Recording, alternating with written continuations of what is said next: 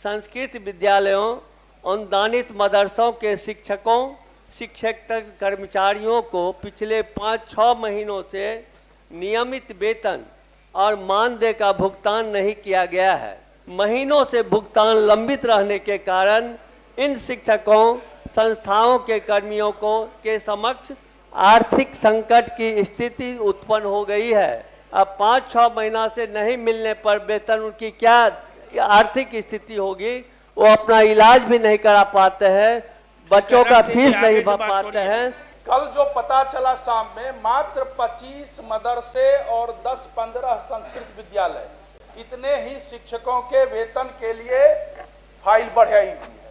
महोदय, कोई हॉस्पिटल में है, कोई बीमार है, किन्हीं की बच्ची की शादी है। महोदय, आखिर किए गए कार्यों का वेतन रोकना कहीं से न्यायोचित है? देखिए, इस वक्त मदरसा शिक्षकों और संस्कृत विद्यालय के शिक्षकों, शिक्षकेतर कर्मचारियों के लिए विधान परिषद के अंदर हंगामा हो गया है और कह दिए हैं कि पेट पर लात मार रहे हैं। जांच के नाम पर आप इतना दिन तक बैठाए रखेंगे। लोग हॉस्पिटल में है, किसी की शादी रुकी हुई है, किसी के घर मजबूरी है, हालात नाजुक है, तो क्या 5-6 महीना से आप सैलरी नहीं दे रहे हैं? सरकार क्या कर रही है? तमाम मुद्दे पर जो है विधान परिषद के सदस्य जो है सीधे मोर्चा खोलते हुए नजर आ रहे हैं।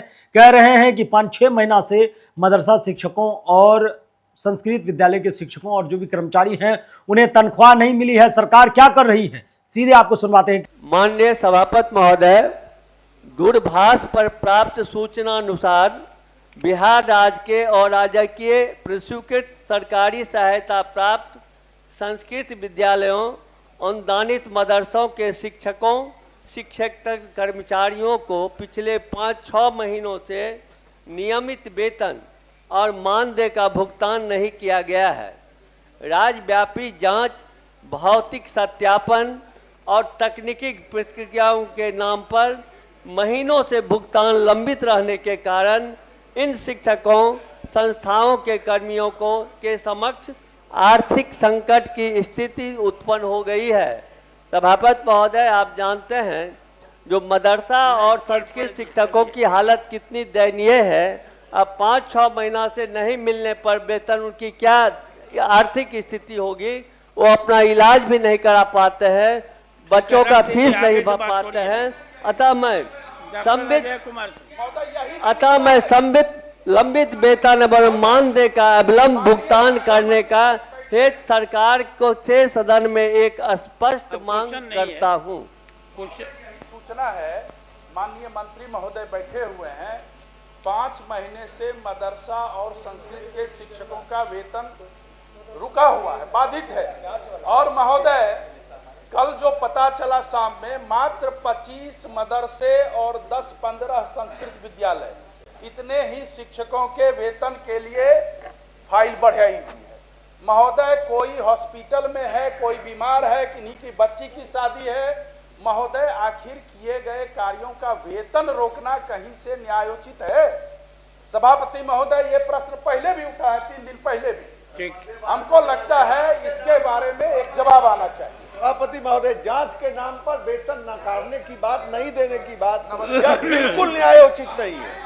जांच चलता रहेगा। दो स्थिति है सभापति महोदय, जांच अलग प्रक्रिया है।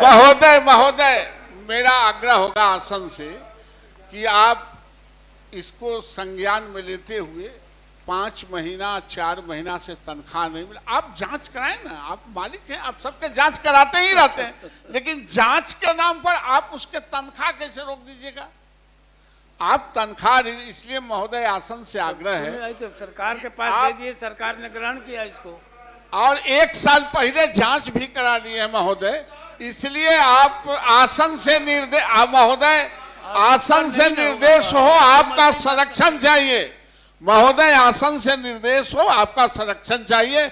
ये सवाल पेट का है, तनख्वाह का है।